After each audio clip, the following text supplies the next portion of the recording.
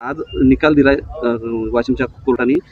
काय वाटतं तुम्हाला आणि काय आम्हाला चांगले वाटते साहेब. आम्हाला गुन्हा भेटला, आपला न्याय भेटला. पोलिसांच्या मारहाणीत आमच्या पोलीस मारच्या हानीनं आम्हाला आमचं पोरग जीवानं मारून टाकतो. 44 फ्रॅक्चर केले त्याचे.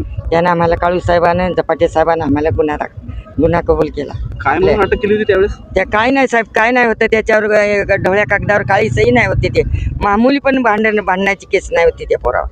यानं असेच आले ना, असं काही विचारू लागला. मी काउंट चालवलं ते धांडे साहेब म्हणू लागले की आम्हाला पूस विचार करायचा.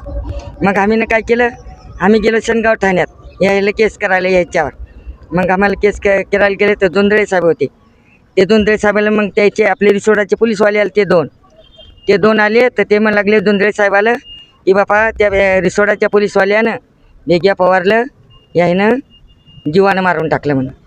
मग आम्ही उठलो, इथं आले. मग शाडी लोक अनवर्षक ते साहेब आले, आमचे जबाब घेतले सगळे सुनाचे आमचे.